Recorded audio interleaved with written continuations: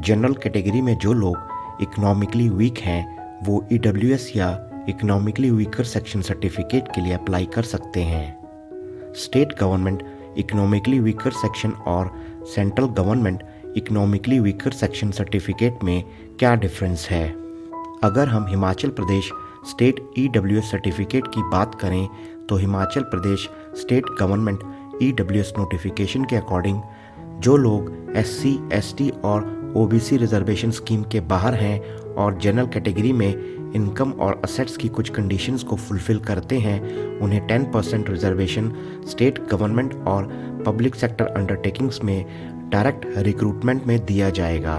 State government की income और assets के लिए जो कंडीशंस हैं उन्हें फुलफिल करने के बाद ही economically weaker section certificate issue होगा। एचपी स्टेट गवर्नमेंट ने इनकम के लिए जो कंडीशन रखी हैं वो ये हैं कि एप्लीकेंट की फैमिली की ग्रॉस एनुअल इनकम सभी सोर्सेज से जैसे सैलरी, एग्रीकल्चर, बिजनेस, प्रोफेशन इत्यादि से 4 लाख रुपए से नीचे हो।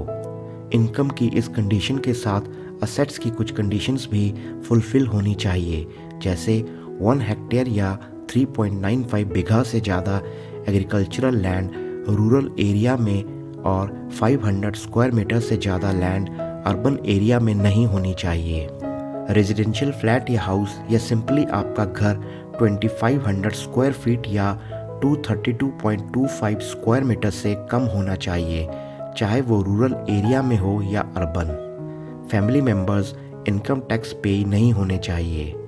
फैमिली मेंबर्स सेंट्रल या state government based corporation, autonomous bodies और पब्लिक सेक्टर अंडरटेकिंग्स में रेगुलर या कॉन्ट्रैक्ट एम्प्लॉय नहीं होने चाहिए। इनकम और असेट्स की इन कंडीशंस को फुलफिल करने के बाद ही आपको Himachal Pradesh state EWS certificate issue होगा।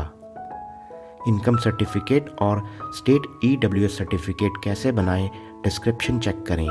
सेंट्रल गवर्नमेंट ईडब्ल्यूएस नोटिफिकेशन के अकॉर्डिंग जो लोग एससी, एसटी और ओबीसी रिजर्वेशन स्कीम में नहीं हैं और जनरल कैटेगरी में इकोनॉमिकली वीक हैं, वो इनकम और असेट्स की कुछ कंडीशंस को फुलफिल करने के बाद 10% रिजर्वेशन के लिए गवर्नमेंट ऑफ इंडिया की सिविल पोस्ट और सर्विसेज में एलिजिबल होंगे। सेंट्रल गवर्नमेंट ईडब्ल्यूएस सर्टिफिकेट में इनकम और असेट्स की कंडीशंस स्टेट गवर्नमेंट से डिफरेंट होंगी। सेंट्रल गवर्नमेंट ईडब्ल्यूएस नोटिफिकेशन के अकॉर्डिंग एप्लीकेंट की फैमिली की ग्रॉस एनुअल इनकम सभी सोर्सेज से जैसे सैलरी, एग्रीकल्चर, बिजनेस, प्रोफेशन इत्यादि से 8 लाख रुपए से नीचे हो, जबकि स्टेट गवर्नमेंट के लिए ग्रॉस एनुअल इनकम की कंडीशन 4 लाख रुपए से कम है। सेंट्रल गवर्नमेंट की असेट्स की कंडीशंस में एप्लीकेंट की फैमिली के पास 5 एकर्स या लगभग 2 हेक्टेयर्स या 8.06 बीघा या उससे ज़्यादा एग्रीकल्चरल लैंड नहीं होनी चाहिए, जबकि स्टेट गवर्नमेंट में ये 1 हेक्टेयर है।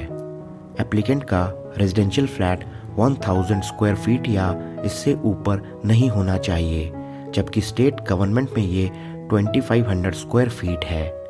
एप्लीकेंट की फैमिली के पास 100 स्क्वायर यार्ड्स या 900 स्क्वायर फीट का रेजिडेंशियल प्लॉट म्यूनिसिपल एरिया में नहीं होना चाहिए, साथ में 200 स्क्वायर यार्ड्स या 1800 स्क्वायर फीट का रेजिडेंशियल प्लॉट म्यूनिसिपल एरिया के बाहर नहीं होना चाहिए।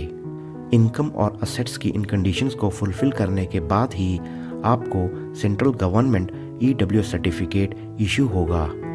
सेंट्रल गवर्नमेंट ईडब्ल्यूएस सर्टिफिकेट कैसे बनाएं, डिस्क्रिप्शन चेक करें। जब आप ईडब्ल्यूएस सर्टिफिकेट के लिए अप्लाई करते हैं तो अप्लाइंग फॉर्म में जो सर्टिफिकेट आप बनाना चाहते हैं स्टेट या सेंट्रल गवर्नमेंट सेलेक्ट करें और उसी के अकॉर्डिंग सेल्फ डिक्लेरेशन या एफिडेविट अपलोड करें। सेल्फ डिक्लेरेशन के लिए डिस्क्रिप्शन चेक करें।